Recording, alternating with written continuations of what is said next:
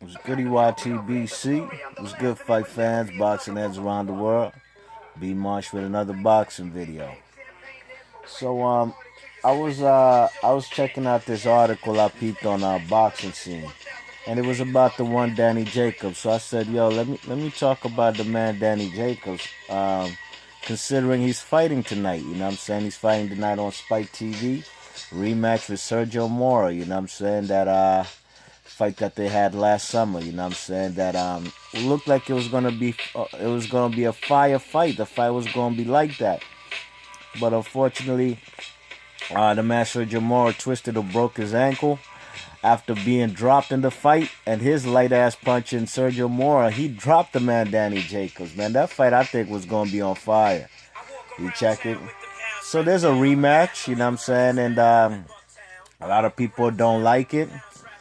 Well, I look at it as, I think basically it has to be done. There's unfinished business. The man Sergio Mora is not going to walk away with a clean heart saying, okay, I lost that fight, forget about it. Nah, because the man really probably thinks he could win the fight, especially after dropping Danny Jacobs, after Jacobs dropped him, you know what I'm saying? So, the article I peeped on boxing scene is here. I quote. It's called "Danny Jacobs frustrated. He isn't a big star and doesn't know why." End quote. Oh Lord, look at Danny Jacobs, man. Oh Lord. Anyways, let me get into this. What I want to talk about the man Danny Jacobs, man. I want to basically, look at why this man is claiming why he's frustrated. He isn't a superstar or a big star as of yet. You know what I'm saying? The man Danny Jacobs, man, if you look at that man's record, dogs, if you don't know him, if you had never heard of him, you look at his record, he's like 31 and 1 with 28 KOs. You check it? That's like an 88% KO ratio, man. That's awesome, right? That's a beautiful record, you know what I'm saying? But the man Danny, and especially since the man Danny Jacobs is the miracle man. The man came back from cancer, you know what I'm saying? The man beat cancer. I forgot when it was. It was sometime, definitely after this Pirog fight. You know what I mean? Because when he had the braids, this was before he had the cancer. When he came back, he had cut off his cornrows. You know what I mean? Now, the man had a fight. His last fight was last year. I want to say, when was it? In maybe December or something. I think it was in December when he fought Peter Quillin, and he did what I thought he would do. I had picked Danny Jacobs to knock him out. Definitely not in the first round. There's nobody on the planet who probably picked that fight to go only one round. But I had Danny Jacobs beating him because I do believe in his power. That record he got with that KO ratio is real, you know what I'm saying? But I think this man's problem, let me talk to Danny Jacobs one time, man. Why are you not a superstar? Why are you frustrated you're not a superstar? Well, my friend, look at your resume, dogs. Look at your resume, man. The man been a pro since like '07.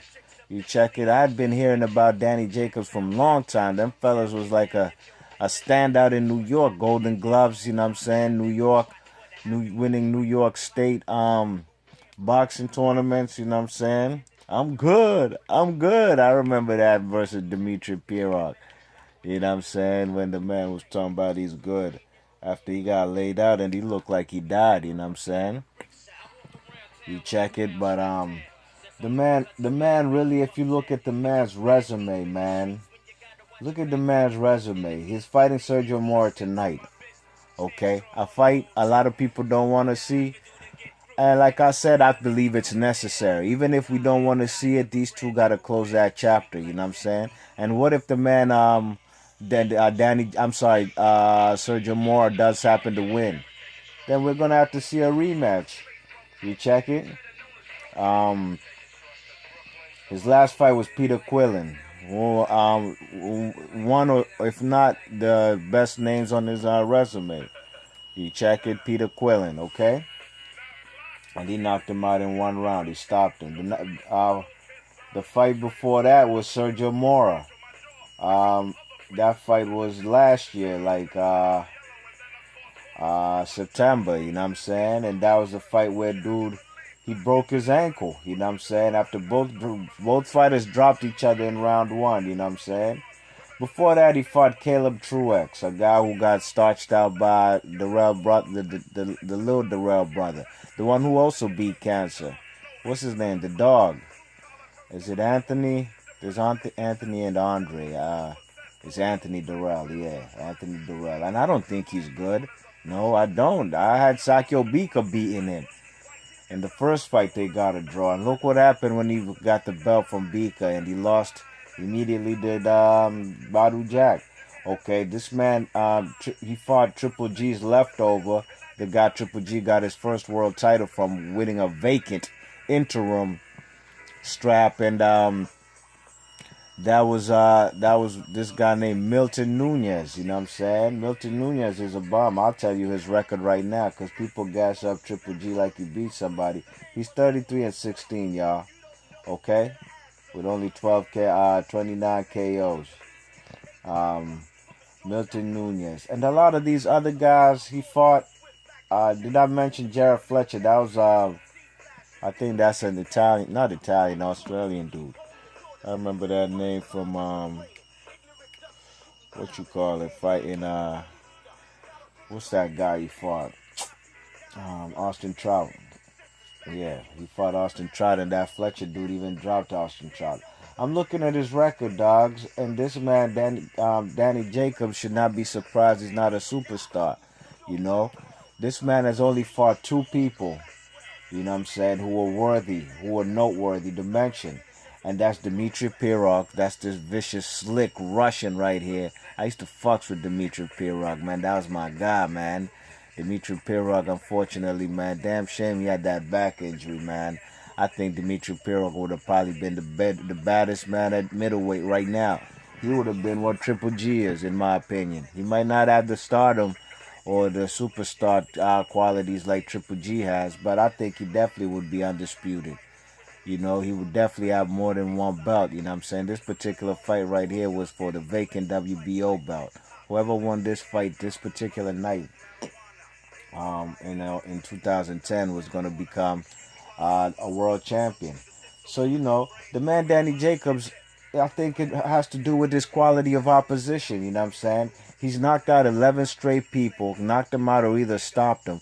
And that's what the public likes, right? But my friend Danny Jacobs, man, what you need to do is you need to get in there with Triple G. And fuck that 3 to 5 million you're talking about. You check it. Forget about that. You better take what you can get. That's how you become a superstar, man. Point blank, plain and simple. Bada boom, bada bang, man. That right hand by Pirog, one of the best punches I ever seen in boxing. But anyways, this man, Danny Jacobs, man, he earned 1.5 million fighting Peter Quillin. That was nice, but he didn't even sell out the arena, you know what I'm saying? You know, he didn't even do half what the arena holds, and that's in Brooklyn. Two guys from Brooklyn. Okay, I know Peter Quillin ain't officially from BK, but he represents Brooklyn, you know what I mean? Danny Jacobs is born and raised out of Brownsville, Brooklyn, you know what I'm saying? The man, Danny Jacobs, is a cancer survivor. He's a father. He's basically a good role model. But he's wondering why he's not a superstar. And like I said, man, it's the quality of opposition. You know what I'm saying? Here, I'm going to read a quote from him. He said, quote, "It's very frustrating as a black fighter to not get the support of the nation behind me. It's always been hard for black fighters. It's very frustrating because I have an amazing story. I'm very well spoken. I'm a philanthropist. I have all the ingredients of a superstar. Yet all the backing is not following through. Now, I'm not complaining. I'm voicing my opinion, and I just know I have a lot more hard work to do." End quote. Well, Danny Jacobs, man, it's point blank. It's you know, black fighters, you know, they've been going through stuff. They've been going through a lot since the inception of boxing, even at least here in the United States. You know, these the black fighters couldn't even fight for a world championship back in the day with guys like Joe Gans and fellas like Sam Langford and Jack Johnson. You know what I'm saying? So, you know, that's why, you know, even up to today, it's hard for the black fighter to really become a superstar like that. You know what I'm saying?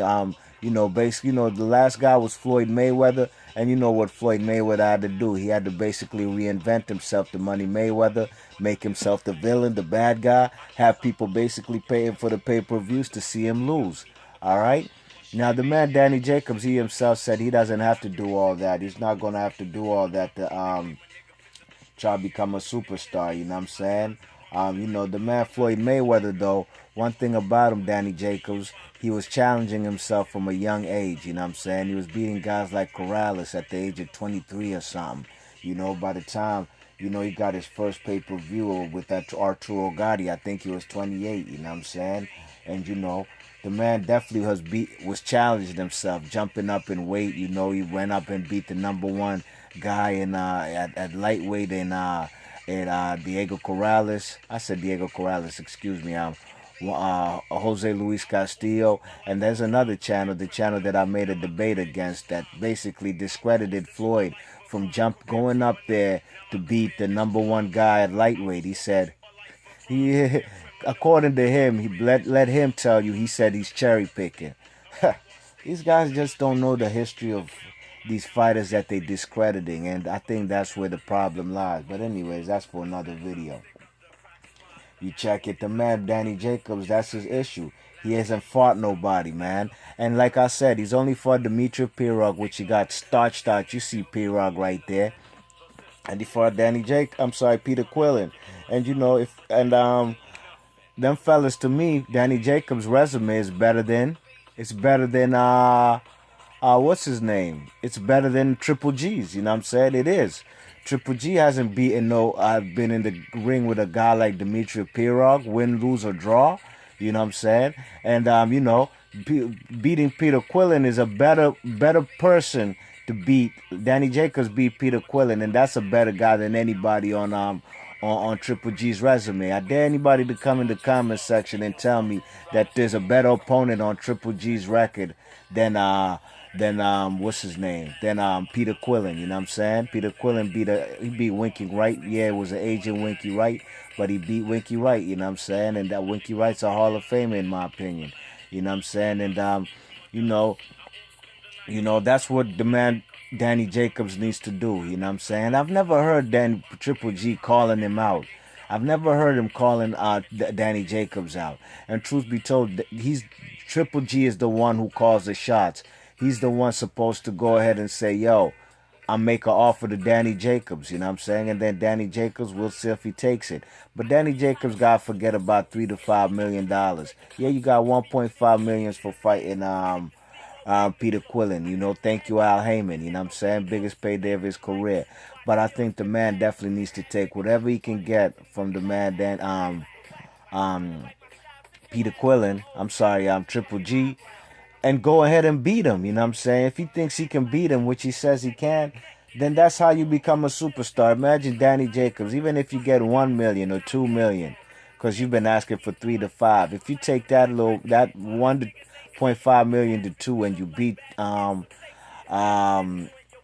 Triple G, then the sky's the limit, and the possibilities are endless because he's beat the man. That's how you become an instant star, man. I think these fighters forgot what it is to become a superstar, you know what I'm saying? And the man, what's his name? Scorsese, low place boxing, he made a video a few months ago talking about Danny Jacobs beat cancer. So you're trying to tell me Danny Jacobs is not scared of cancer, but he's scared of Triple G? Well, that's a great question, man. That's one of the best questions that has been asked on the YTBC. Is the miracle man, Danny Jacobs. He ain't scared of cancer. He beat cancer, and big ups to him. That's a blessing. He has a remarkable story, you know what I'm saying? But is this man really scared to get in the ring with Triple G? He ain't scared of cancer, but is he scared of Triple G? That's a question, man. And until this man decides to get in the ring with guys like Triple G, then his career gonna remain stagnant, and he ain't gonna sell out the Barclays Center, you know what I'm saying? So my request to Danny Jacobs, you want to become a superstar and not fighting on get a